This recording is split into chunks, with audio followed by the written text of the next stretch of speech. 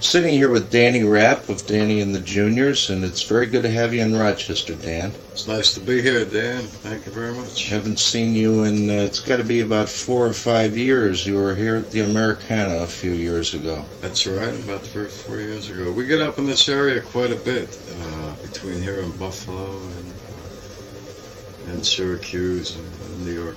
That's good. I'm pleased that Alexander's is taking the steps to try and create something that I think Rochester is looking for. I think it's a great idea. Right. I think the area is ready for it. To tell you the truth, it's oldie-oriented. Crowds that we've been getting, and for every night it's been good crowds. Right. And it's a nice club to work. I enjoy working for John. That's good. The station that I work for, WVOR, is called The Heart of Gold. We have a format that's 60% oldie and 30%, 40% new, and what we do with the new thing, it's an adult contemporary thing. So, for instance, you won't hear Another One Bites the Dust, but you'll hear Kenny Rogers Current, you'll hear something by Paul Simon or Art Garfunkel or any of that type of thing. Right. Although we hit people like Christopher Cross, we go into up-tempo currents, but we try not to be with heavy rock. So what you're doing is something that obviously would please our audience very much.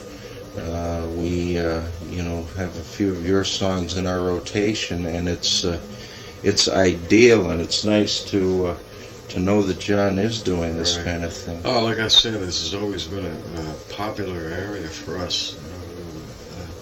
Always had a big following up here, and the oldies are strong now here. And it's really a pleasure to be here in town. I'm working for John here at the club, and every night, like I said, we've been having good crowds. We do 3 shows a night, which we're not used to, actually, doing 3 shows a night. But, are they 3 different shows? Yeah, well, we mix it up a little bit. The first and second show are different. And obviously you probably have the big hits in each of the show. But, right, we feature most of our hits in each show. And we run a twist contest or a spotlight dance, depending on the crowd. And we do some impressions. Good. This oldie resurgence seems to come periodically. The first one hit in about 1969, and then it lasted for about 4 years. Then it dropped off a little. Now it's back again. It was played out a little bit in certain areas. New York and Philadelphia was played out. During that time, we were out in the Midwest a lot. We spent a lot of time out there and down south. And in certain areas, it just, I don't know whether it's a different crowd, a younger crowd that picks it up or what. I don't really have the answer, why it's so strong. As you said, 69, we did the first revival in New York City. One of the Nader shows? Richard Nader. There was one before that we did with Gus Gossett, I think. Oh, yeah, sure, Gus Gossett. Academy of Music. Right. Oh, I was at that show, as a matter of fact. I didn't miss any of those shows down at the Academy of Music. He passed away a few years ago. Right. But it's been going strong ever since 1969. It's incredible. It's really incredible. How do you like it, Bobby? You enjoy doing this? I love the oldies. You enjoy being on the road, and what do you work, about 40 weeks out of the year? 40 weeks. Yeah. It's fine. That's good. You don't mind the travel? Nah. Any of you fellas married? Divorced. Yeah. Well, Very divorced. Right. I guess that probably happens in the business. It's almost impossible. It's a tough, one of the tougher things to deal with in the business. Well, a lot of traveling involved, and it's hard to have a family together and be on the road, and it's like impossible to take the family with you on the road. Traveling the way we do in a van, and it's a little rough being away so much. trying to raise a family. Right. I would guess it would be. You have a backup band. Do they travel with you? Yeah, we have, we're self-contained. We have a 4-piece backup band, and excellent group. Mm-hmm. They've been with us now for about a year. Uh-huh. That's good. Does that change periodically? Do the fellas find that they want to get into something else after a while? Yeah, normally that's the case, but usually 6 months to a year, before a musician will decide he wants to get into something else. But right now, like I said, they've been with us for about a year, and the chemistry is there, personality-wise. The whole thing kind of works for us. Mm-hmm. With the backup group and the three of us together. Do they go with you if there's a revival type show, or do they use like the Billy Vera band or a Bobby Comstock band? Most of the time it's Billy Vera, right, Yeah. and Bobby Comstock, or else we'll just take our guitar player with us, Mm-hmm. and some charts, Right. and TV work. They don't go with us. Mm-hmm. Just mainly club work there. Right. We're doing that. We had Bobby Comstock here 2 weeks ago, and he's gotten better than ever. He's He's really excellent. better than I We don't remember need him. we don't need charts with Bobby. We Right. just call out the tune and the Right. key. Well, that's what Chuck Berry was saying. He said that he was so happy. He doesn't know who he's going to play with when he gets there. Chuck Berry just says it's got to be somebody I can work with. And Right. he got there and he saw that it was Bobby. He said, no practice, no problem. Got out on the stage. Billy Vera's the same way. Yeah, right. He got out on the stage and he gave Bobby more. He had the crowd applaud him, and he bowed to him and said, this is a guy who can play anything. And he went into he played 37, 40 minutes extra. That's the truth, though. Right. That really is. And yet I've seen him when he's with a bunch of guys that he doesn't know, and he cuts that show off at exactly the minute that he was Sure. supposed to. If his Well, contract he says, doesn't rehearse. He just comes in and plugs it in. Right. Right. It's kind of interesting. Okay. At the Hop was your first major hit, and I did an interview with Dick Clark 2 years ago. Actually, it was about a year and a half ago, and he mentioned that the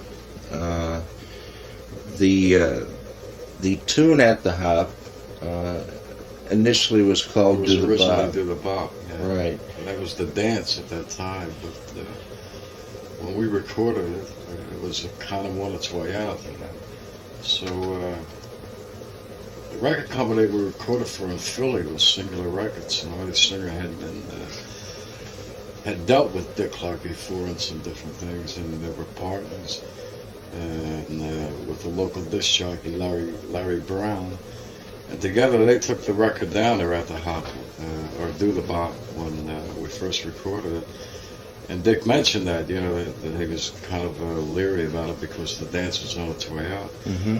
So rather than turn Artie Singer and Larry Brown down, because they were friends and everything, he came up with the idea to change it to At the Hop, and just like that, we went in. I think that same week we went back in the recording studio and used the same track and just recorded At the Hop, and he started playing it locally on the local portion of the show in Philadelphia. And he received so many phone calls from people that knew us, in the area and from school. And he was impressed with 200 or 300 phone calls. The board lit up. Sure. So he decided to go national with it. And 2 weeks was number one after he started banging national. I think that's great, and the fact that you were right there while the show is going on, which is in its infancy. 1957 was really the big year for that show. Right. Also. Actually, he started about 56. Right. It was a local show before that with a guy by the name of Bob Horan. Mm-hmm. It was called Bandstand. And I think it started like 1954 with him. Mm-hmm. And when Bob Horan left town, I think he went to Texas, and they needed a replacement, and Dick Clark had been doing commercials locally in Philadelphia, and they just told him to go in there and spin records. And rest is history. That's great. And, And the success of At the Hop was, it was immediate. It hit the nation just like that. within 2 weeks. Right. Why don't we listen to At the Hop? Sure.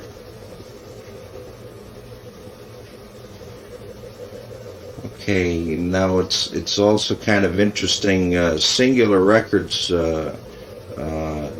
I don't think they even had to go sell that record, did they? ABC came after it, or probably a couple major labels. It was so popular.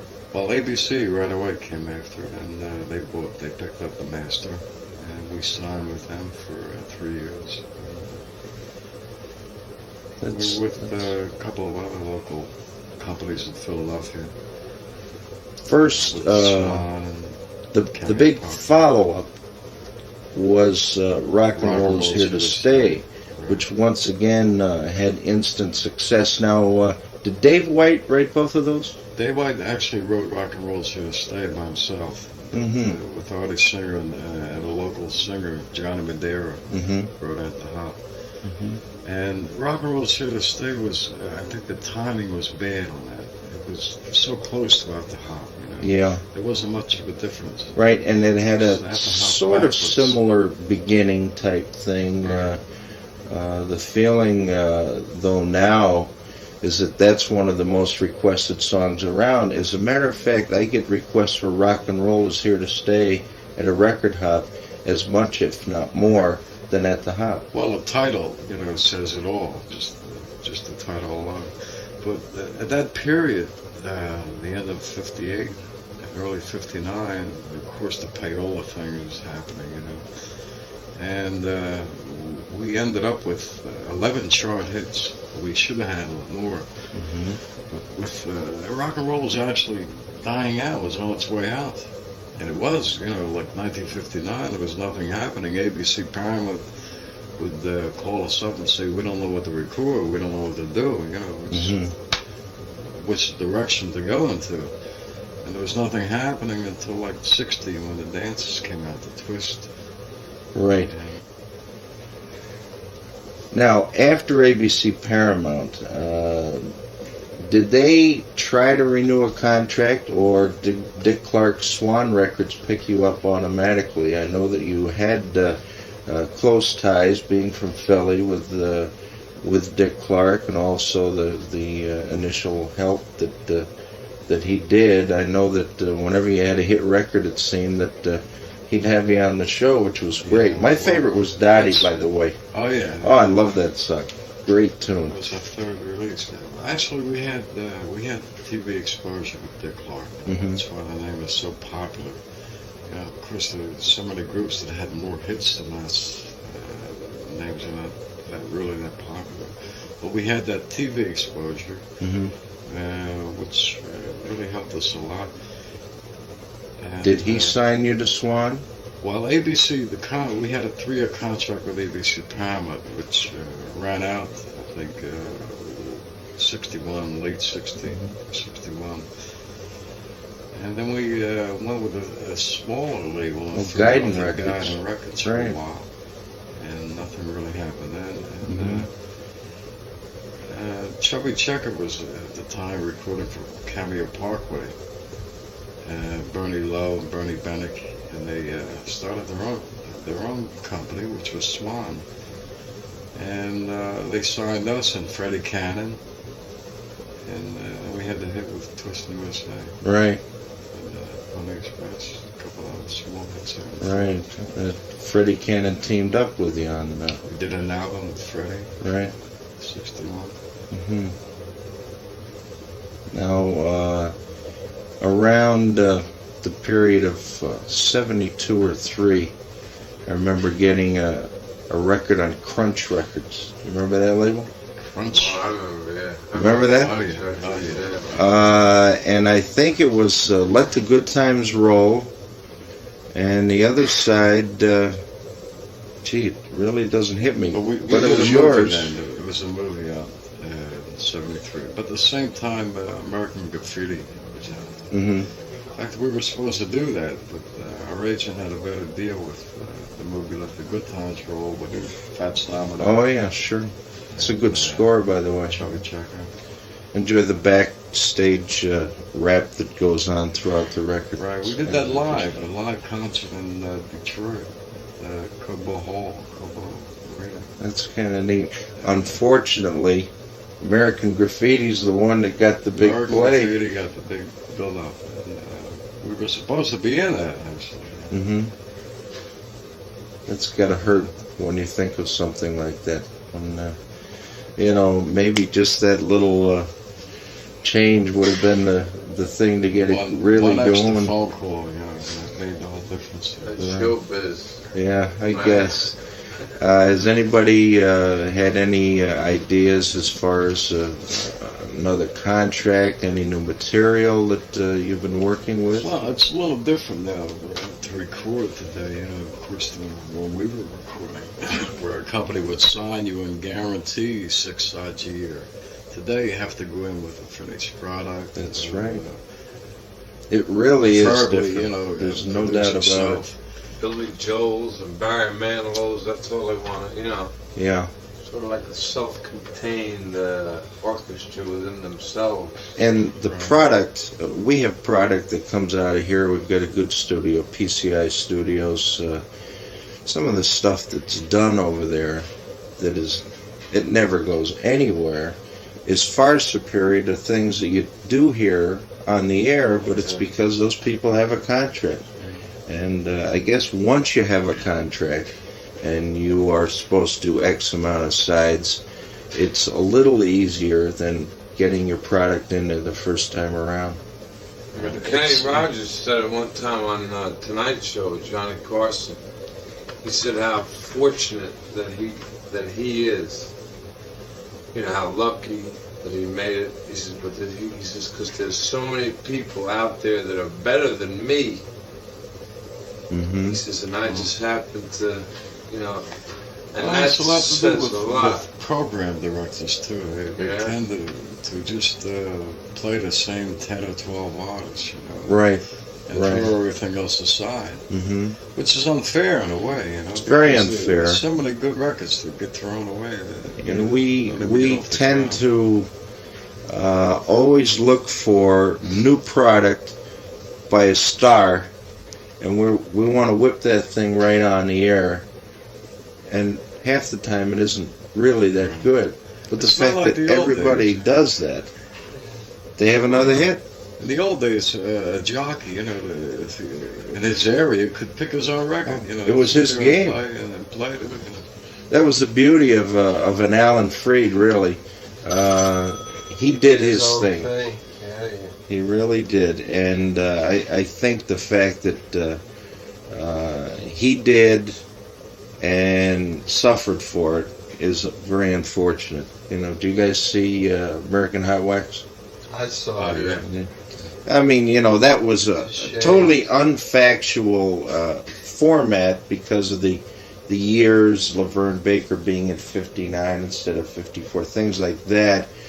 But the idea was a fact. He's one of the greatest DJs that ever lived. Right. And there's so little on tape of him. It's unbelievable. It's a shame. As a DJ putting out. Coming across very eloquently, that's not what he did. He came across and he told about the music. I lived in New England. He started it all. He said, buy this version, don't buy that cover record. And I went out and bought the originals. And I have a valuable collection because of him. And there's no other reason. I wouldn't have known about that music had it not been for a guy like Alan Freed. It's for the consumer. Yeah. Okay, The once first show we again- ever did with Alan Freed was December Christmas show, Paramount Theater. Oh, Paramount. I hit the Paramount a few times myself. Yeah. And we went on tour with Alan Freed for 6 weeks. Buddy Holly, Paul Anka. Mm-hmm. We had top billing over Paul Anka during that year. Sure. Well, yeah. I think the summer of that year was when Diana came along. So you would hit earlier in the year, 57. right? Why not get the top billing? Hey. Did you save the poster? Oh, yeah. Look at it every night before we go on. That's great. Well, I hope you guys really do have a lot of continued success. As I said, I think this is important to be able to think about happy times. Right. Well, we enjoy working. You know, we've always had a club act, and we always continue to work. And the people want the 50s. You know, we're here. You know, we don't feel like oldie but goodies. You know, we're just performers, Right. club performers. Right. As Very long as good. they enjoy the 50s, we're here to give it to them. You know? Very good. Thanks, fellas. I appreciate it very much. Thank you. Thank you. Thank you.